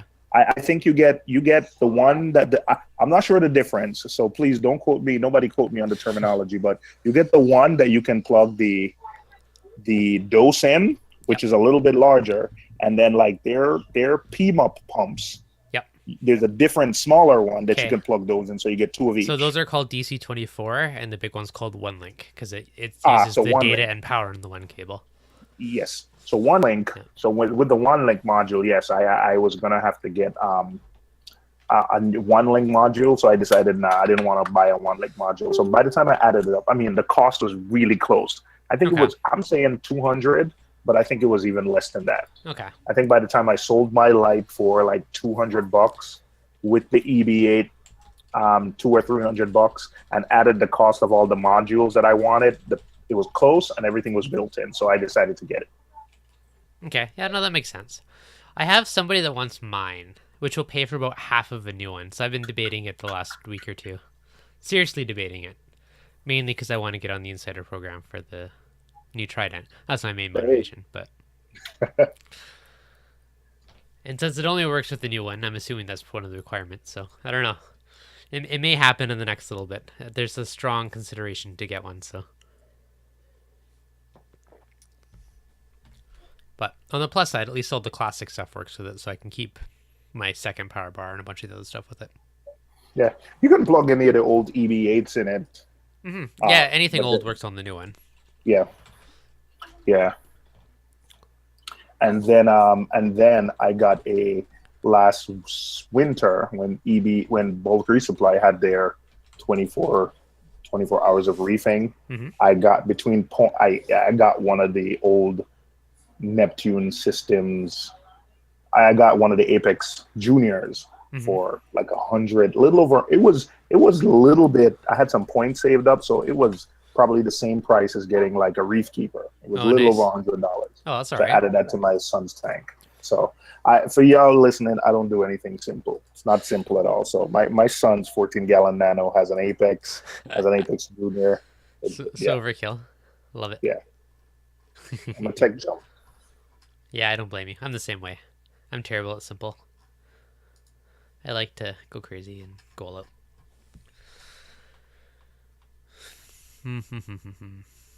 I don't know. So you think it's worth it? Think I should upgrade the Apex? Do it, man. Exclusive Reef. You think it's worth it? If I sell my old Apex, it pretty much makes the new one half price. So basically, need to sell some stuff and come with a couple $100, and it's doable. So we'll see. I gotta find stuff to sell now to fund it. It's kind of my rule with reefing stuff. I try to avoid touching the bank account. I'll try and sell stuff to justify it. So the hobby, kind of pays for itself. Lessens the blow, at least. So I buy when I see those going out of the hobby sales. Oh, I yeah. try to jump on those. I love those. That kind of helps fund the rest of the stuff. Yeah, no, that definitely helps. The other problem is I still want that camera too, so I'm kind of back and forth. What comes first? Apex camera? Well, so just so my Fuji is officially not working. It's broken, Done. Okay. and I needed my laptop crap. So right now I have no budget for anything. So my tank will not be getting any updates in the near future because I had to buy a new laptop. So nothing new for a while. Yeah. Yeah, I hear you. This Apex will be a stretch. Basically, the only way to justify it is the fact that someone's buying my old one for half the cost of the new one. Yeah. Oh, my wife also bought into the new Apex with the fact that she can now see exactly what the tank is costing. So, that was a kind of a win for her. She's like, Yeah. now I'll see how much you're adding to the light bill. So that's an interesting way of selling it, but hey, it works. It's cool that you got your family all in the tank, like they know how to do all that stuff with it and control it and kind of see about it. So that refugium light that it's fun. That refugium light that TMG recommended, that's cheap and works, 150 watts. Yep. Oh man, that thing uses as much power, more power than the Radions. Really? So I am gonna that thing is, other than the chiller, that's the most energy hungry thing on the tank. So sell it, just put another Radion on the sump. So that's a good thing too. What you actually see is a lot of times, I don't know what it is, but the manufacturing ratings for usage out of this stuff is way off. Like my Vectra, way off. Radions, not even close. Like a lot of this stuff, you turn it up to max. I have a question for you. Do you use the Reef Link? Yeah, I do. Now, when you're in the Reef Link and you hover over your point, like your max intensity, it'll tell you how many watts it is. Does that correlate to how many watts is physically drawing? Like what the Apex says that port is using? You know what? I never even tried. I'm curious about that. I don't know. If you're bored one day, you should look. Yeah. Let me see. I've been digging all kinds of crazy stuff for a future video that's going to happen one day, but. All right, so let me if you need some data on that, then let me know. This is just my own curiosity right now. If it's like LED wattage or if it's actual physical power wattage. All right, so you got to let me know because right now I'm hovering and it's just telling me intensity 42%. So does it tell you the wattage? No. Here, should I do a screen share? I'm just going to log into mine quickly and look and see where it says it. Give me 1 sec.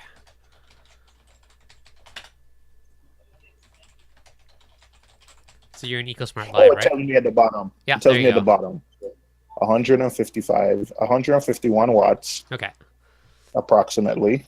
Now let's see what the Apex is telling me. That the Apex might not be real time, so it might. It should be close as long as you're like hovering over that time point. It's roughly the same line. I don't know. I'm just curious. All right. So.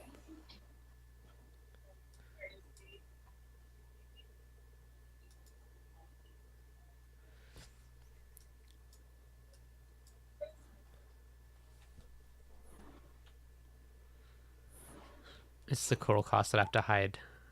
That I have to wait to hide. So on that note, it made me laugh. I saw a photo the other day. It's like for corals, whatever this price, it's like for a second receipt with which you told your wife to pay, extra $5.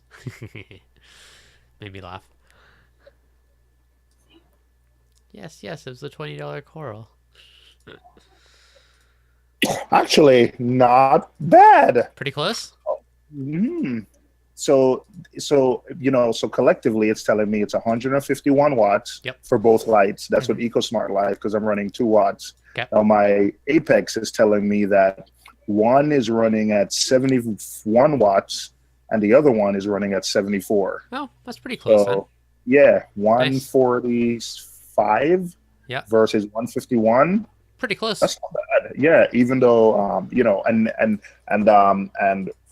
EcoSmart is telling you that's approximate. So that's actually closer than I would have thought. Yeah, me too, actually. Oh, nice. That's awesome. Thank you for checking for me. You've fulfilled my curiosity.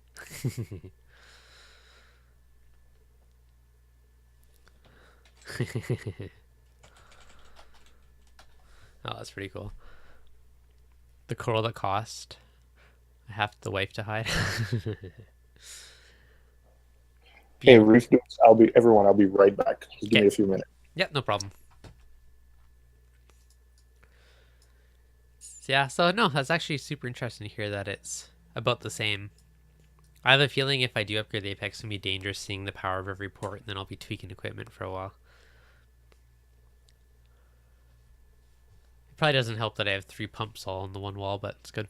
I actually took for the first time in a while, I took off the gyri and one of the MP40s, and they're hanging out in a big bucket of vinegar right now. So they haven't been cleaned in a while, so get all that core line and algae and all that lovely stuff off and make them look new again. That part should be good. So to-do's list for later tonight. And that and the heaters, actually. I've been meaning to clean the heaters on the tank for ages, just because there's all kinds of little like crustacean-y things stuck to them and stuff, so. Gift receipt. How is the polyp session on your millipora? It is awesome, actually. My millipora is doing amazing. I swear, it's the happiest coral in my tank.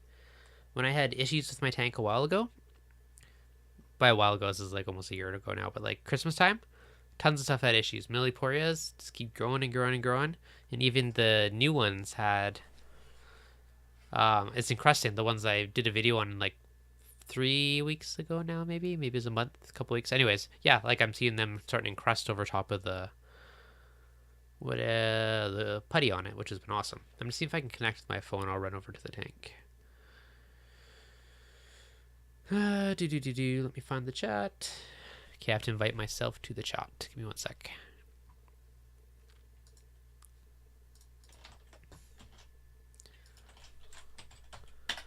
And I'll give you a sneak peek. What's going on, ReefDude? Hey, how are ya? Fine. Yeah, the problem that I have with my Lipora is I don't have enough extension, so I don't know if the light or the wave maker. Do you have a decent amount of flow to it? Right now, I tried to move one of the the wave maker toward that coral, but still not seeing a lot of extension. So, it could be if you put food in your tank. Do they come out? Like, do you get the feeding response from them? I actually am not feeding the corals directly to them. You know, I just feed the fish and. Yeah, no, I mean, how long have you had them in your tank? That's a better question. I will say like 3 to 4 months. Okay. Yeah. You try. Oops, sorry. Nope. Sorry. Go ahead, Johan. No, I was saying, do you try? Have you tried reducing the flow around it? Yeah, I mean, I just moved the power head, a little bit, not toward the coral, and now I put it toward the coral to see if I see any different. Now I'm saying reducing it, like have it have no flow at all around it. At least. Oh no, I haven't tried that. Here. That's probably a good stuff to do. This might be interesting. I'm gonna go look at mine because I've had at my lunch break I took off one of my MP40s and the CP40, so the gyri. So there's only one MP40 in my whole tank right now because I was letting them kind of clean themselves. Okay. So I'm just gonna go look and see if I notice any difference in polyp extension. Just 1 sec. How about another stuff that I did was switching the light from the black box to the Kessels. So I got the Kessels. Yep. So I don't know if I am learning that light. So. Okay. I have to check. I don't know. So we'll keep testing. Honestly, the biggest thing with corals too is just stability. So if you just change your light or you change other things, it may take a little bit for them to come home and be happy. Okay. Yeah. Red planet. Yeah, the water parameters are pretty much the same all the time. So. Okay, no, that's good. Honestly, stability is by far the biggest thing. I just want to quickly get to one question. A little bit of Reef was asking about preparing for the storm. Should I do a big water change before this? If you have nitrate or other issues in your tank, it doesn't hurt. In general, I'd probably just leave it. The biggest thing, honestly, in my mind is flow. So if you, ideally, you'd have a battery backup or something to run your power heads at the very minimum. biggest thing that will kill your tank is lack of oxygen. All your fish, all your stuff in there are going to absorb that oxygen in a hurry. And the easiest way to get oxygen in your tank, like one would be the protein skimmer, but the two is all the surface tension. So your wave makers and everything breaking the surfaces of your water is going to promote gas exchange and get oxygen in your tank. So if nothing else, I would see if you can get a battery backup for one of your power heads, just so your tank is not without flow, which will keep it oxygenated. So that's the biggest thing I would worry about or look into if I was worried about losing power for a few days. So definitely check on that out. I know you can buy battery operated air pumps. I don't know if it's too late for that, but it's another option. But ideally, power heads is keeping the corals happy. They're getting flow, your fish get flow, and the surface ripples and stuff will help oxygen exchange. So that's would be my kind of target go-tos. Yeah, and also I will add to that, just save some ice in plastic bag, like a Ziploc bags, just in case you need to cool down the tank. Yeah, that's a good call. Yeah, if you guys are somewhere super hot, then yeah, definitely. Yeah, he's in Florida. I am in Houston before the hurricane that destroyed half of the Houston. I did it. Okay. No, that's good to know. All right, okay. Give me 2 secs here. I'm just going to run to the tank. I'm curious if there's any difference in polyp extension now from that. Okay, cool. So,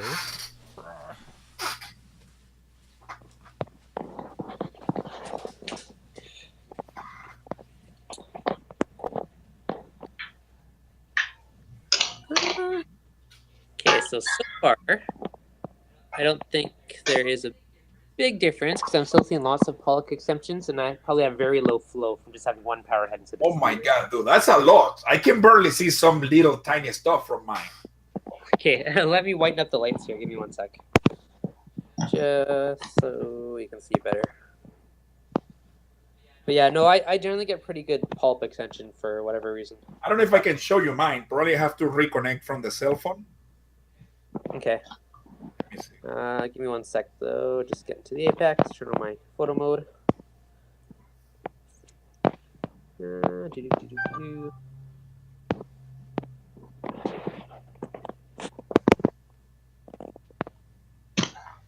Alright. So this guy's always very polypy. He's always happy.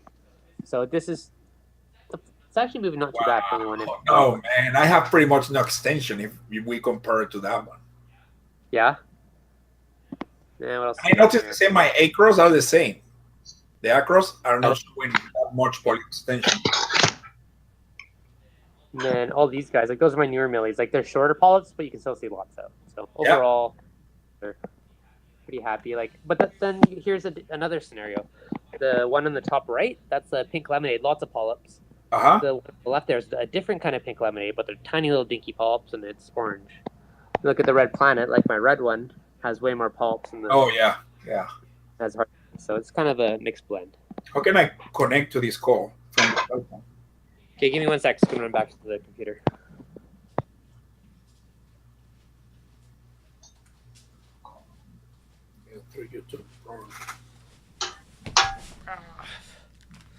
Okay, I'm back. Okay, what was your question? How can you use something? And I lost you. I just want to show you mine through the cell phone. Yep. But I guess I have to reconnect or something, or no, you should have on your Hangouts. There should be a little camera button that's just with a little line through it. You should be able to click it and just turn it back on. Check. No, I just have the bunch of Hangout that I have been involved, but okay. Yeah, normally it's just that camera button if you're on your cell phone. No, I am not on my cell phone. I am on the computer. Right now. Yep. So I guess I have to join the channel again through the cell phone and. Yep. Yeah, here. If you want, I'll drop the link back in the chat. If you don't mind. Okay. Are you on YouTube on your phone? You should see it. Just click on it. I am opening your. Well, I don't see your stuff right now. But I mean, I don't. It's hard to say what it is for sure. Like I do dose some of the trace element things. You know, my parameters are pretty stable, like decent flow. So it's hard to say what exactly affects the polyp extension. Yeah, I haven't tried any different than magnesium alkalinity and oh my god, calcium. That is the only stuff that I put in my tank. So I don't know if I should start doing something else? Honestly, that's all you need for the basic stuff. Okay. Like those are your core essential nutrients, right? Calcium, milk, magnesium. Yeah. The one thing I have dosed on and off is amino acids. I do think that does potentially affect polyp extension. Okay. If you might want to try experimenting with it. I used to use Two Little Fishies. Now I'm doing the Red Sea, which has some stuff built in, so I haven't been doing that one in a while. Okay. So I may go back to it eventually. But I do think amino acids is kind of one of those building blocks. So I do think there is some merit to that one. But is it like a fuel? There is a liquid called fuel Yep. something? Is that what you're talking about? Yeah, that has amino acids in it as well. They're similar kind of ideas. So Okay. either one of those, they'll provide some of those kind of extra trace type elements to it. Okay, I am on my cell phone right now. Let me see if I can show you. Okay. I've also used in the past that it's kind of expensive, but Corland Zoot makes these tablet amino acids that you drop and you replace every 4 months. Mm-hmm. So you drop it in and you replace it every 3 to 4 months, and it's about $40. It's about $40. For me, it was $40, and you get like 6 to 7 months out of it. So. Mm-hmm. So I kind of like that because it was essentially That's easy. Yeah, I did it as part of the Zeovid system, but that's amino acids. You don't really need to use the Zeovid system you don't need to be in the Zeovid system to dose. So I like those kind of set it and forget it type things where it's slow release medical grade tablets. Mm-hmm. You just drop it in, replace it, drop it in an area with high flow, Yeah. and replace it every 4 months, Huh. 3 to 4 months. That's an interesting way to do it. Yeah, that's part of the tablet stuff that was in the giveaway. So I should have. I didn't want to. Yeah, dosing some of the stuff every day. It got or every week it got tiring. So you can pay a little extra. Well, not Yeah. a little extra. You could pay A lot extra. Well, and yeah. I appreciate not having to do it daily stuff. I mean, if you have a doser, it's probably not bad. But if you have to manually do it, I can see it getting up there. So what's going on there, Frank? I see some happy GSP. Got a few on top. I see some nice little bit. polyps. Yeah. I see fuzziness. And also, sometimes SPS, not only SPS, but sometimes corals can take a long time to settle in. Those like frags.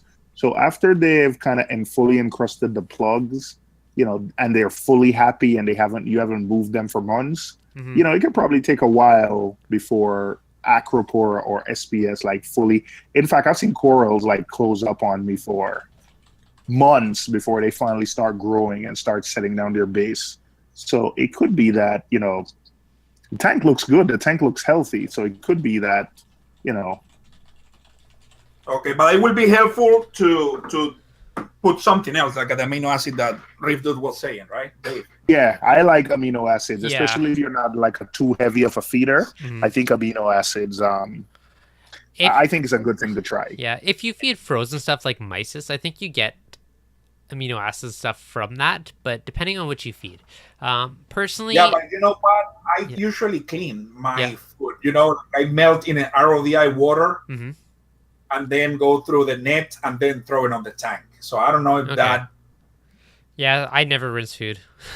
Me either. So- Me either. Yeah, but the reason I do is because my nitrates right now are at 10 Mhm. ppm. That's okay though. That 10's not bad.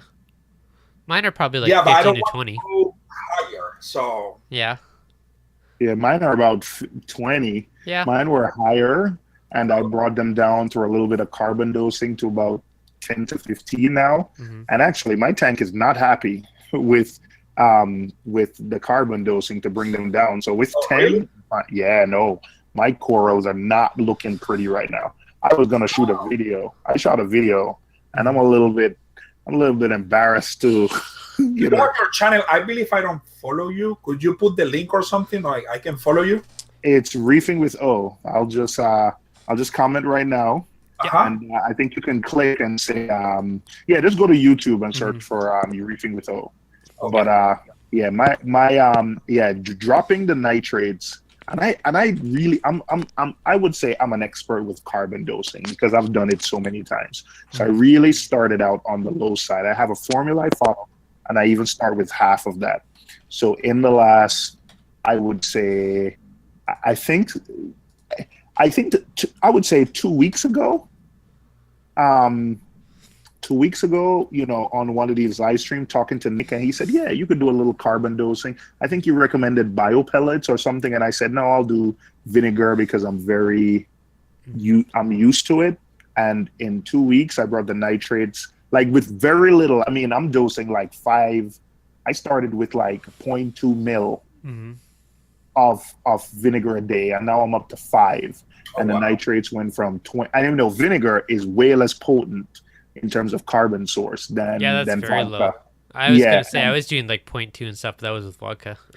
Yeah. So and the nitrates are dropped, but my corals are not happy right now. I just drink the vodka. Yeah. Yeah. That's for me, not the fish.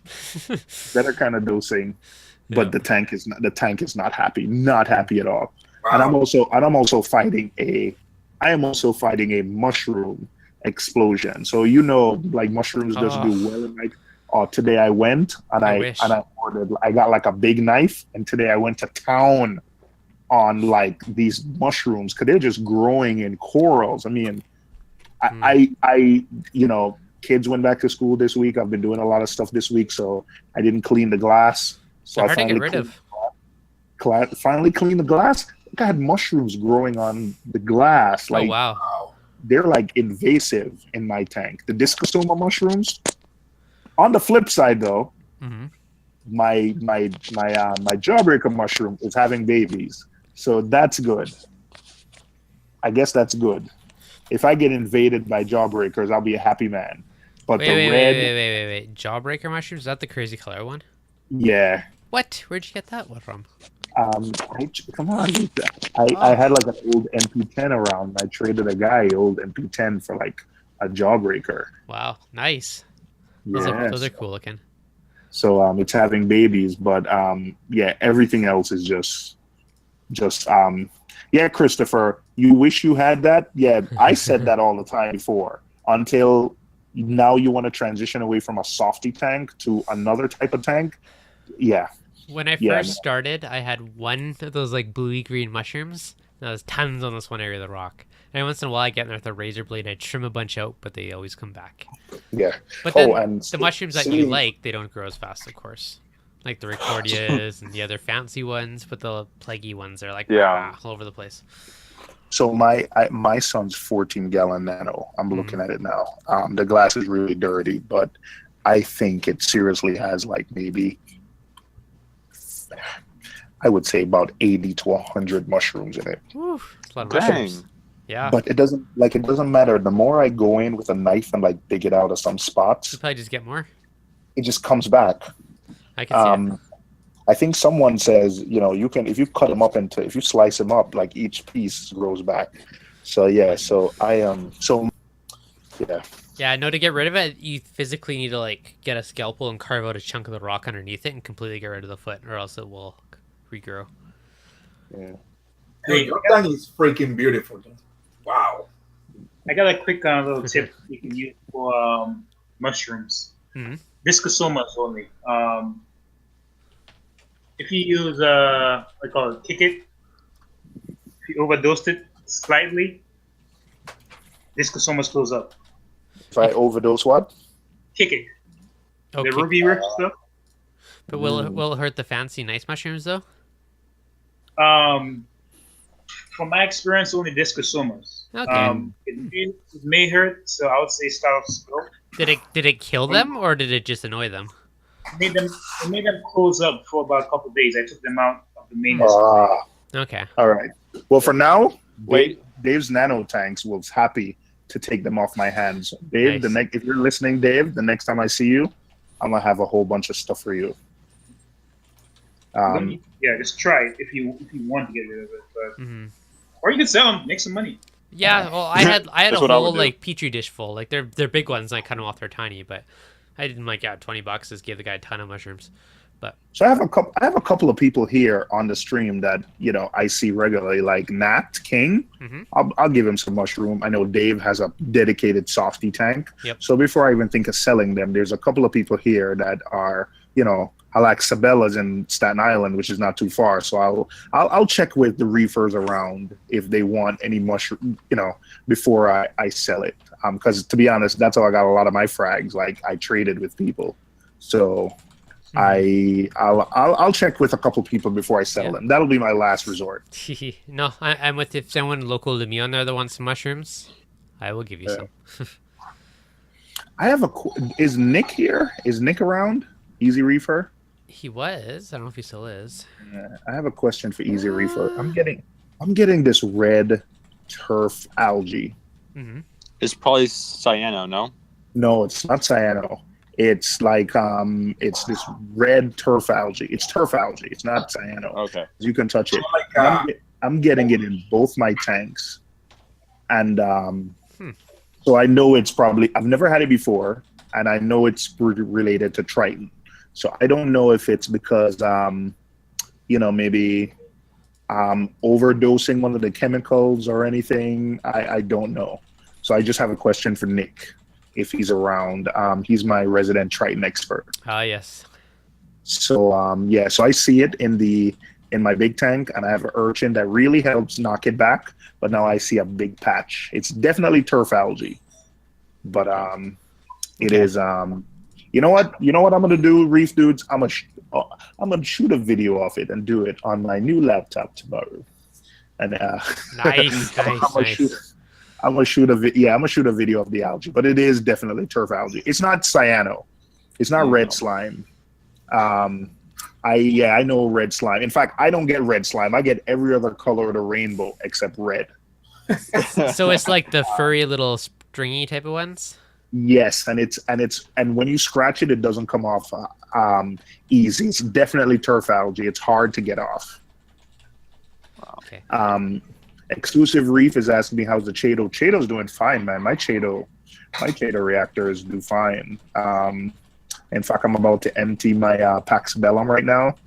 I am going to do an upgrade though to my sump in probably over the next month. So I'm gonna take out the sump that comes with the Red Sea tank, and I'm gonna get something acrylic where the refugium will be 20% off the system volume, which is what Triton recommends. Oh, that's good. So I am going to be. I'm gonna be making a change, but my Chaeto does fine. My Chaeto does absolutely fine. I have to dose a little bit of iron and MB. I don't know how to pronounce it. I have to dose like extra iron, or my Chaeto stunts after a while, even more so than what Triton is recommending. But my Chaeto's fine. Chaeto grows. So Phil, I was going to say my son's 14-gallon nano. I just use a Chaeto reactor on it, and the Chaeto reactor is just a Fossman 150 wrapped in lights, and it's the lights that Marine Depot recommends for their Chaeto reactor. That's all I'm doing. Perfect. It works well. Yeah, that's all the filter that I'm using on it. That's all the filter for the tank. Everything's growing. The tank is thriving. Oh, that's perfect. Philip was saying he kills his mushrooms with calc paste. I'm actually going to try that. You know what? I'll try that tomorrow, because I do have a little piece of Aptasia. I see some Aptasia that I have Aptasia X. Oh, I don't have any calc anymore. Aptasia X would probably kill them too, I bet you. Aptasia X is, I think it's Kalkwasser anyway. Oh, maybe. I just got to find a syringe now. Is Aptasia X, is it like a thick syringe or a tiny one? It's like a regular, it's something that's curved, but it's when you I don't know, I buy these I mean, I don't know, it's a regular syringe. That's fair. So I'll just go to the pharmacy and ask for one, then attack them. Not the ones with the super tiny ones, but a little bit wide. Oh, it sounds good. Patrick is asking, how do you Triton guys clean your sand beds? I have like a probably 1-inch sand bed, mostly, probably in some areas where my some animals, I forgot what they're called, I just clean every couple of months. I'll clean like a third of it. I'll just stir it up. I stopped running filter socks, but I'll put filter socks on when I'm doing major cleaning. So tomorrow, because I haven't looked at the tank in a week or done anything other than feed in a week, tomorrow I'm going to be doing a full clean down. So I will add filter socks for the day to like catch all the stuff that I'm going to scrape up. Now, do you take out your filter socks as part of Triton, or do you take them out just because you didn't like cleaning them? It wasn't meant as part of Triton. It was really meant as just stopped cleaning. Fair.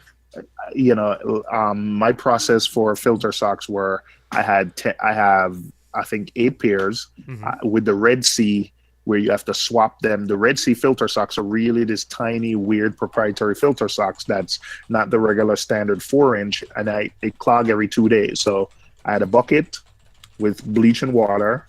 When I change them, I drop them in, and then every 2 weeks I go to the laundromat and wash them. And it just became, you know, a lot of work.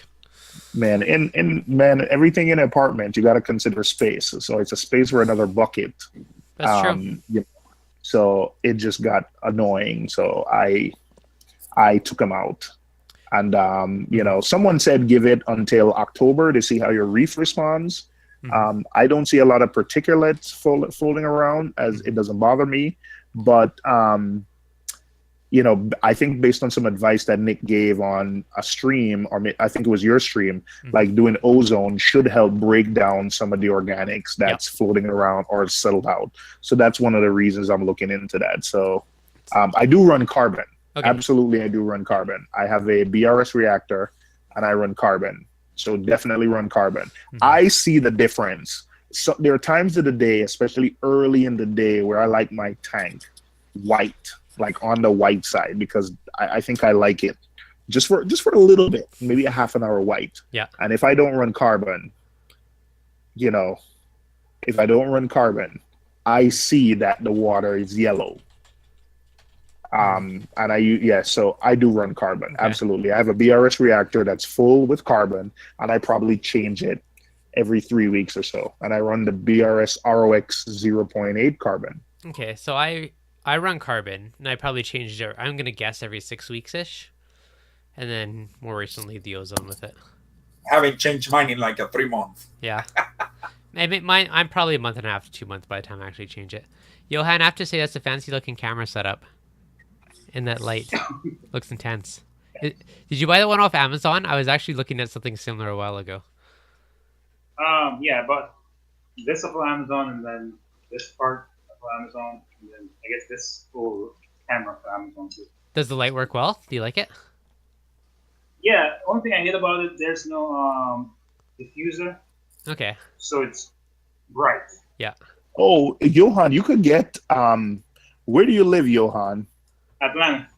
Oh, there's a store here, B&H, where you can get because I had it at one point. So I bought like a flash, and you can get like a diffuser, and it basically Velcro, and you could wrap it and expand. It's elastic and Velcro, so you can get something to squeeze over it and then use Velcro to tie it there. So it's sort of like a soft box. Mm-hmm.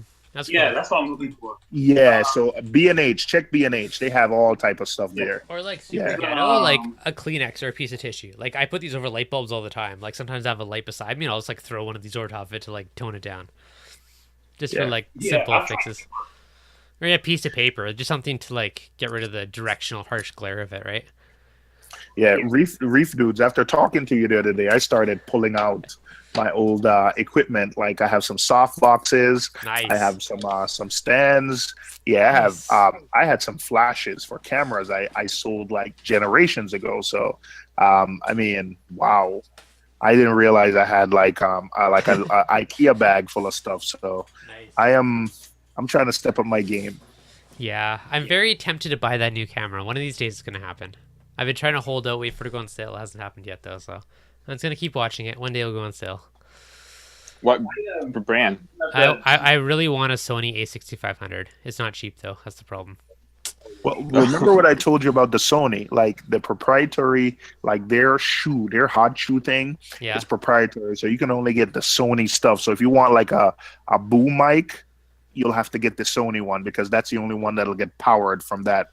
So that's the only thing I would tell you. Like, make sure. Say that again. Like a boom. No, I said No, like Just- if you want a microphone to mount on top of it, you'll have to get the Sony one. Like I don't think there's even aftermarket stuff for. So just with the A6000, that's one thing. I'm used to the 6K. Canon Mhm. with the mount at the top. I'm used to Canon, and you're able to buy like off-brand, like off-brand stuff that still fits and takes power.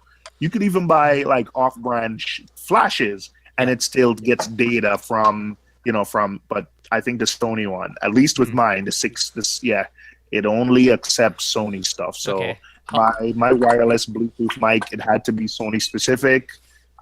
If you want like a different, So do your research on that before you commit to it. Well, I'm not.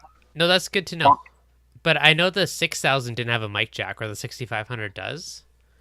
So I mean, you could just plug whatever you want to the mic jack. But no, I do see your point about the hot shoe, because I did see people with the 6000 stuff were using the Sony mic just because they didn't have a mic port. So I get what you're saying there. Yeah. So it could. Yeah. So double check that. Yeah. That's something that's something I realized. Mm-hmm. Yeah, I've honestly been like refreshing, checking the prices on that every day, just waiting to see when it goes on sale one day. Hey, Johan, someone's. Yeah, sorry, I was the same thing. Someone in the chat was asking, how big's your tank? 75 gallons. 75? Nice. Now, I'm curious, what are you building with your metal and all the holes and everything? My interest is peaked. Same thing. I've been putting this up for, almost 5 months now? Lights.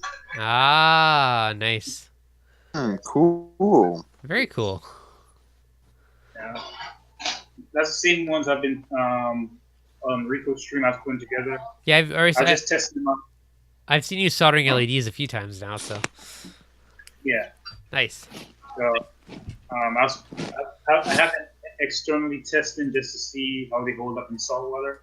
Mm-hmm. They hold just fine, so I'm about to put them in a case. I was gonna do a wood case, but I think Dave asked me. He said that's a fire hazard kind of. So I was like, yeah. Is that tin, or what are you using? Huh? Is that tin, or what kind of metal is that? Just aluminum. Aluminum? Nice. So, I think this piece of aluminum.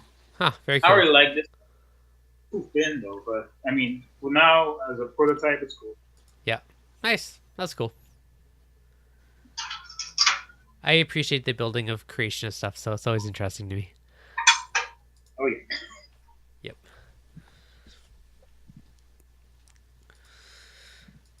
All right, guys. What time is it? It's almost 5, so probably shut her down fairly soon. I have to go pick up the lady soon, so.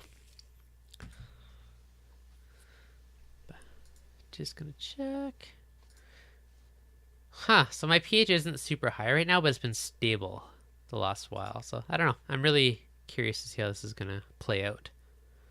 It's been extremely stable today, but it hasn't really been high or low. So we'll see what happens over the next week. I'll give it a week or so to collect some data on it before I do any videos, but it'll be interesting. All right, everybody, I'm going to shut her down just because I got to run pretty quick here. But thanks, everybody, as always, for joining and jumping on today. Take care, man. Okay. Appreciate you. Yep.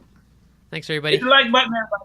Hit that like button. Oh, and to throw it out there again, if you have not entered the contest yet, there's only 10 entries. So currently, if you enter, you'll have 1 in 10 odds, 1 in 11 odds of winning a skimmer.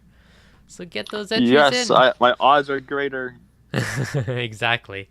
So it's good odds. So somebody's got to win it. So someone's got to get in there.